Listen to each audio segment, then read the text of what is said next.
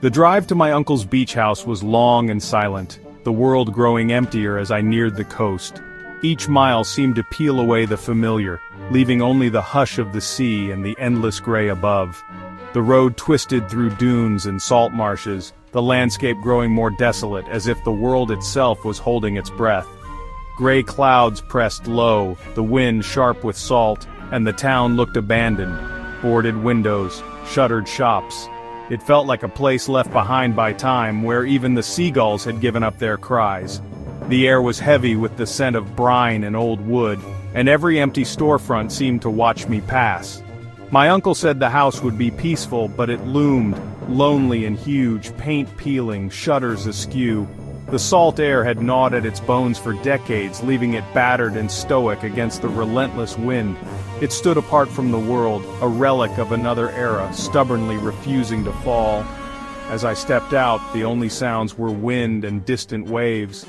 The grass bent low, whispering secrets I couldn't quite catch, and the ocean's roar felt both close and impossibly far away. The key was cold, the lock stiff, and the door groaned open to a rush of musty, sweet air. It was the scent of memories and neglect, of summers long past and storms weathered in silence. Inside, furniture hid under white sheets, the living room a graveyard of forgotten things. Dust motes drifted in the pale light, and every covered shape hinted at stories I didn't know. My footsteps echoed. The silence was heavy, not peaceful, but expectant. It was as if the house was holding its breath, waiting for something to break the stillness. I tried to shake off the unease, telling myself it was just an old, empty house, but the feeling clung to me, a chill that settled in my bones. I forced a smile, grabbed my bag, and promised myself I'd make it feel like home. I unpacked slowly, each movement deliberate, as if I could anchor myself with familiar routines. But as I crossed the threshold, I couldn't shake the sense that I was an intruder. The house seemed to watch, to listen, to remember things I never knew. The house felt watchful, waiting. Shadows lingered in corners, and the eyes in old portraits seemed to follow me as I moved. I told myself I was here to relax, to walk the beach, to read. I tried to picture lazy afternoons and the comfort of solitude, but the quiet was too deep, too absolute. But the silence pressed in, thick and cold. It wrapped around me, making the house feel even larger, emptier, and more mysterious.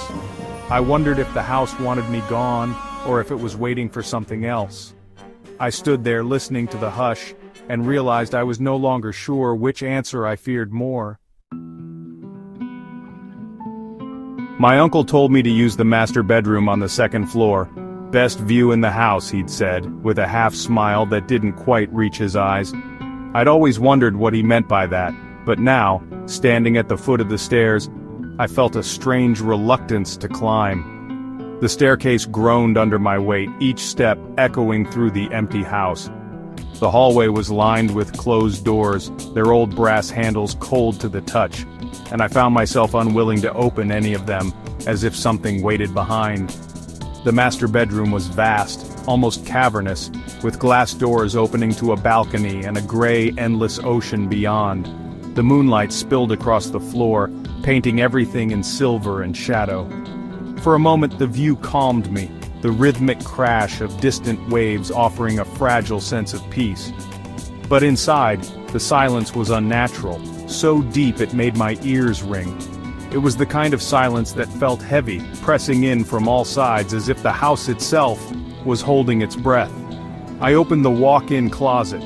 Cold air and the scent of cedar and mothballs hit me, sharp and nostalgic, mingling with something older, something I couldn't quite name. Coats hung like headless men in the dark, their shapes shifting in the dim light, and for a heartbeat, I imagined they might move. I shut the door quickly, shivering, the chill lingering on my skin. As dusk fell, the house grew darker, the lamp's glow only deepening the shadows that pooled in every corner.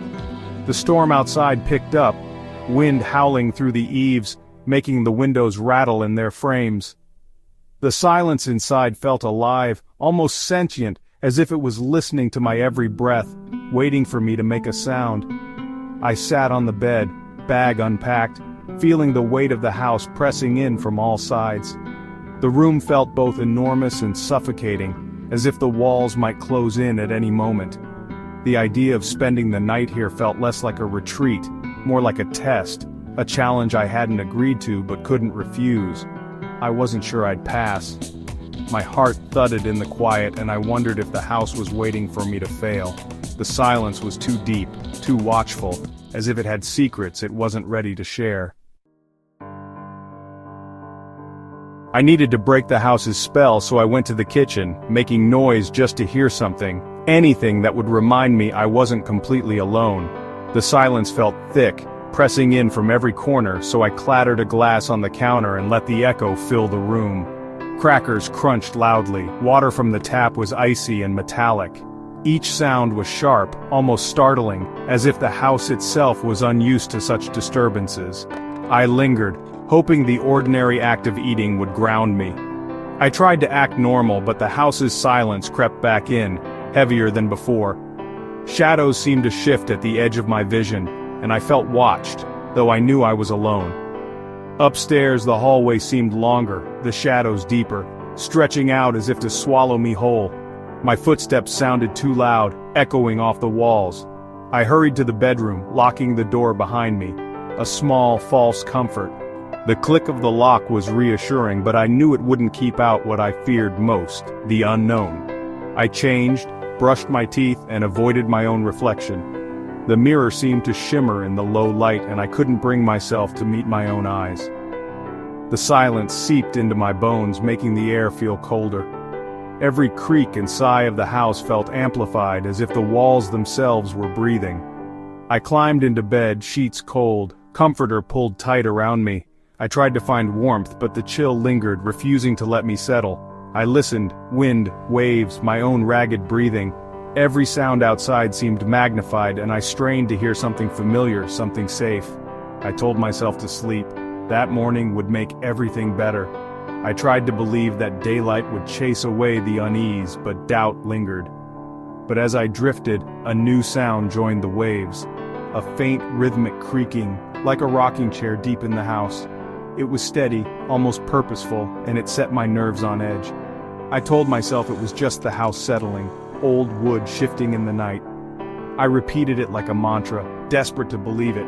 But I didn't believe it. The sound was too regular, too intentional, as if someone, or something, was moving just out of sight. The sound was too deliberate, too measured to be random. My imagination raced, conjuring shapes in the darkness. I lay awake listening, heart pounding, every muscle tense, waiting for the night to end and the safety of morning to return. I woke in pitch darkness, heart pounding, unsure what had woken me. The house was silent, the kind of silence that waits. Then I heard it, a soft scraping sound from inside the room. My blood ran cold. The sound came again, dry and deliberate, from the walk-in closet. Not a mouse, not the wind. Too slow, too methodical. Scrape. Pause. Scrape. I froze, barely breathing, every muscle tense.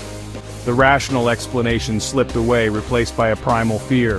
I thought about turning on the lamp, but the fear of what I might see kept me still.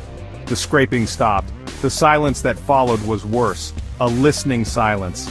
I knew with a certainty that defied logic that something in the closet was listening for me, just as I was listening for it. I was not alone. The darkness pressed in, thick with dread. Minutes crawled by as I lay frozen, ears straining. I tried to convince myself I'd imagined it.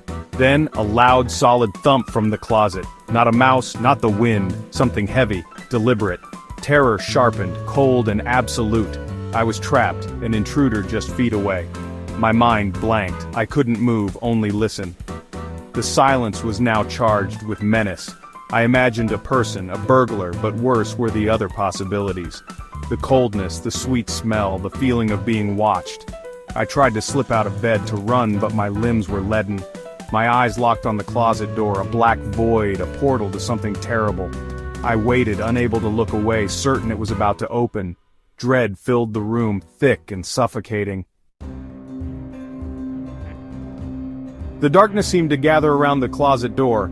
Then the brass doorknob began to turn, slow, silent, deliberate. My mind screamed, but I was paralyzed. The knob stopped, nothing happened. I prayed the door would stay shut, but I knew it wouldn't. With a drawn-out creak, the door swung open, revealing a blackness deeper than the closet itself.